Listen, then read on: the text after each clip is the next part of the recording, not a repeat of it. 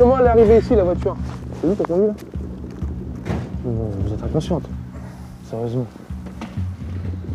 La voiture, elle est arrivée avec l'autre au volant, il est complètement défoncé, quoi.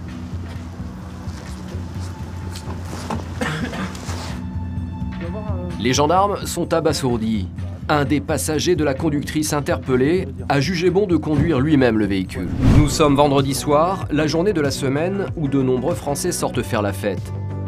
Si beaucoup ont aujourd'hui pris l'habitude de ne pas conduire alcoolisé, il reste encore des réfractaires. Et les forces de l'ordre continuent régulièrement de faire la chasse à ces récalcitrants, en organisant des barrages de contrôle d'alcoolémie. On va se mettre en place à différents postes et puis on va faire tout ce qui est recherche de conduite sous ou sous. Les gendarmes de Langon vont se positionner en plein centre-ville. Leur mission de ce soir est précise. Rechercher des conduites addictives sous l'emprise de ou d'alcool. Et vous consommez de l'alcool, monsieur? Je vais vous soumettre au dépistage d'alcoolémie, s'il vous plaît. Vous avez soufflé dans l'embout. Je vous laisse vérifier avec moi. 0, 0, 0, 0. Pour le moment, la soirée semble plutôt calme. C'est parfait, vous êtes à 0. Les automobilistes sont sérieux jusqu'à cette petite voiture. Vous êtes positive, madame. Au volant, une jeune femme positive. Vous avez consommé de l'alcool? Oui, j'ai bu 2 bières. Juste 2? Oui. Elle n'a plus le droit de conduire. Sa voiture est immobilisée. Direction la gendarmerie pour refaire un nouveau test d'alcoolémie, cette fois plus précis, afin de définir le taux exact par litre d'air expiré. Allez-y, madame, soufflez dans l'embout, s'il vous plaît. La jeune femme affiche un résultat presque 2 fois supérieur au taux autorisé, qui est de 0,25 mg par litre d'air expiré. Le 0,44, donc c'est une infraction délictuelle. Ce qu'elle risque, c'est la rétention de son permis de conduire pour une durée de 6 mois minimum. non, de 4 mois. À quoi il faut ajouter une perte de 6 points. Mais la sanction va être encore plus grave que prévu, car les gendarmes vont découvrir que la jeune conductrice n'a plus que 5 points sur son permis. Vous êtes toujours en permis probatoire, c'est ça? Oui, jusque dans 15 jours. Et là, vous avez combien de points, vous le savez? 5. Dans 5 moins 6, il n'y a plus de points sur votre permis. Oui, mais je sais. Ça va, je le sais, merci, je sais quand même un petit peu compter. 5 moins 6, ça fait moins 1. Je n'ai plus de permis, je le sais. Le coup est rude. La jeune femme devra repasser son code et son permis de conduire. Elle est officiellement redevenue une piétonne. Donc votre véhicule, quelqu'un peut le reprendre ce soir? Non, ils sont tous alcoolisés, donc tu me fais une fiche de mobilisation, s'il te plaît, Mathéo? Ben, pour l'instant, on va l'immobiliser, puisque madame n'est pas capable de récupérer son véhicule. Et puis elle reviendra demain avec une personne de son choix, titulaire du permis de conduire, pour récupérer sa voiture et sa carte grise. Les gendarmes reconduisent la jeune femme sur les lieux de son interpellation. Il faut maintenant mieux garer le véhicule. Mais surprise, la voiture n'est plus là. Elle n'est plus là, la voiture. Ah bon?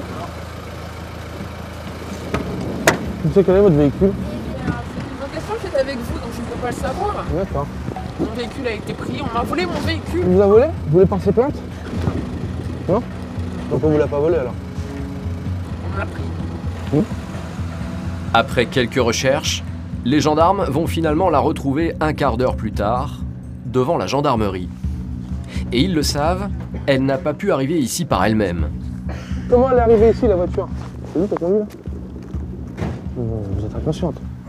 Sérieusement. La voiture, elle est arrivée avec l'autre au volant, il est complètement défoncé, quoi.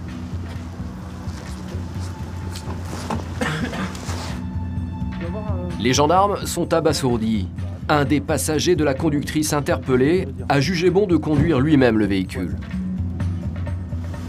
Vous avez une photo sur moi? Il est où? Vous n'êtes pas titulaire du permis. La situation est de plus en plus rocambolesque et le cas n'a pas fini de s'aggraver.